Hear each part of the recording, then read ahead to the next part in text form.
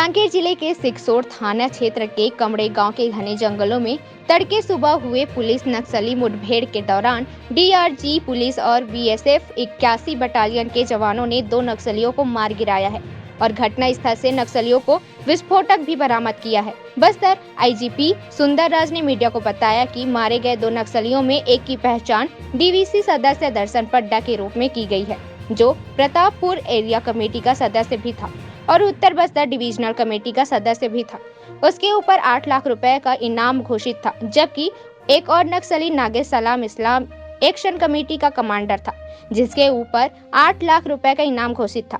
नागेश जिस जगह घटना को अंजाम देना रहता था, उस जगह रैकी करवाता था। वहीं कांकेर एसपी सलभ सिन्हा ने बताया कि मृत नक्सली कमांडर दर्शन पड्डा कई बड़ी घटनाओं में शामिल रहा है और उसके इस मुठभेड़ में मारे जाने से अब इलाके में नक्सलियों का दहशत कम होगा।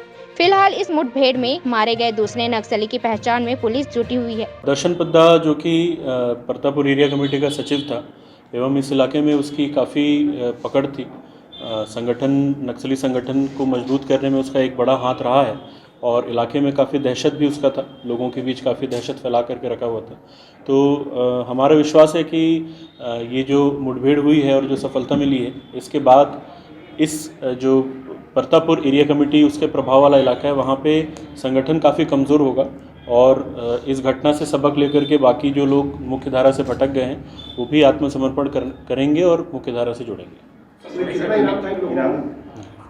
मैं थोड़ा पहले संक्षिप्त में एक वो बता देता हूँ। जैसा कि विगत दिनों में आप लोगों को मालूम है कि चारगांव इलाके में 2 घटनाएं नक्सलियों द्वारा की गई थी, जिसमें एक अटेम्प्ट टू मर्डर था और आगजनी की घटना की गई थी। उसके बाद से इलाके में हम लोगों ने लगातार एरिया डोमिनेशन की कार्रवाई जारी रखी थी, जिसमें बीएसएफ और सीएएफ और डीआरजी की टीमें लगातार हिस्सा ले रही थी और साथ साथ हम लोग कुछ टेक्निकल इनपुट्स पे भी काम कर रहे थे। और इसी क्रम में हमको सूचना मिली कि मेटा बोदली कड़मे के बीच में नक्सलियों की उपस्थिति है और वो कोई अप्रिय घटना को अंजाम दे सकते हैं।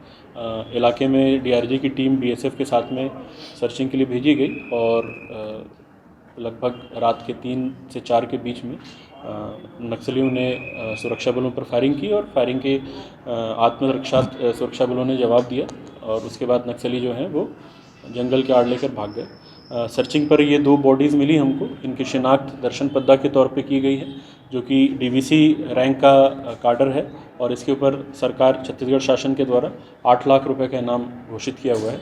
साथ ही दूसरा जो डेड बॉडी मिली नागेश सलाम की, ये जो है उत्तर बस्तर जो स्मॉल एक्शन टीम है और रैकी टीम है उसका अध्यक्ष है और इसके ऊपर एरिया कमेटी मेंबर होने के नाते 5 लाख रुपए का इनाम घोषित है। बड़े कट्टे के नक्सली थे, कौन सा हथियार इस्तेमाल करते हैं? हथियार ही बरामद हुए? जो हथियार हमको मिले हैं घटनास्थल से, उसमें एक 315 बोर का राइफल मिला है हमको और एक पिस्टल जो कंट्री मेड पिस्टल होता है वो मिला है। जैसा कि हमको पता है कि स्मॉल एक्शन टीम जागेश जो है स्मॉल एक्शन टीम का कमांडर था और स्मॉल एक्शन टीम के द्वारा ही इस तरह की घटनाएं अंजाम दी गई थी पिछले दिनों में। तो हमको लगता है कि इसी वजह से ये जो हथियार लेकर के कुछ और अप्रिय घटना को अंजाम देने की फिराक में थे। सर, लंबे समय से दर्शन पड्डा की तलाश था, काफ़ी समय से वहाँ पे रहा है, तो क्या उससे कुछ प्रभाव पड़ेगा? जैसा मैंने कहा कि नक्सल संगठन में खासकर नॉर्थ बस्तर कांकेर में दर्शन पड्डा एक बहुत बड़ा नाम था।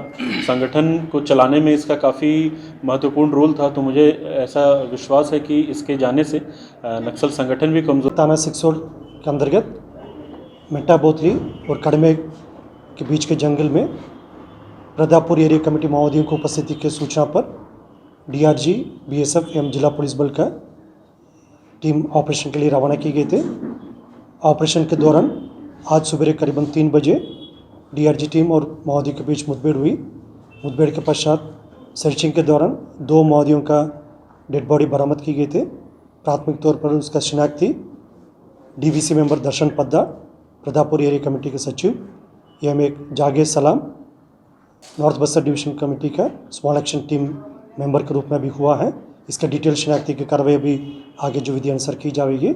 साथ साथ घटनास्थल से काफ़ी बड़ी संख्या में अम्युनिशन और माओवादी द्वारा उपयोग किए गए आर्म्स और डेली उपयोग सामग्री, जो माओवादियों की पिट्ठूस और उनके अंतर्गत जो रकम भी बरामद किए गए थे और अभी भी लगातार आसपास इलाके का बीएसएफ, डीआरजीएम, जिला पुलिस बल द्वारा सर्चिंग की जा रही है।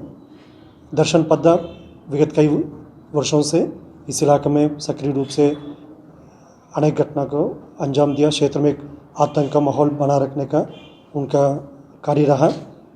इसी को लेकर कांकर पुलिस एसपी साहब की नेतृत्व में और साथ में बीएसएफ का भी सभी हमारा टीम्स भी रहा। लगातार इस इलाके में कई ऑपरेशंस की गए थे, लेकिन हमको उल्लेखनीय सफलता भी प्राप्त हुआ, जिसमें हमको इनका डेड बॉडी रिकवर किया और एक और माओवादी का भी डेड बॉडी रिकवर की गए थे। उनके ऊपर अभी तक जो रिकॉर्ड के अनुसार 39 जो केसेस थे दर्शन पता के ऊपर। इसके पूर्व में वो एरिया कमेटी के मेंबर के रूप में थे, लेकिन हाल फिलहाल में उनका नॉर्थ वेस्ट डिविजनल कमेटी के मेंबर के रूप में भी वो संगठन में उनका पदोन्नत होकर वो इलाका में अनेक घटना को अंजाम दिए थे। निश्चित रूप से दर्शन पद्दा का इस मुठभेड़ के पश्चात उनकी डेड बॉडी रिकवर की, तो उससे इलाके में नक्सल गतिविधि काफ़ी हद तक कम होगा और समाप्त होने का उम्मीद है।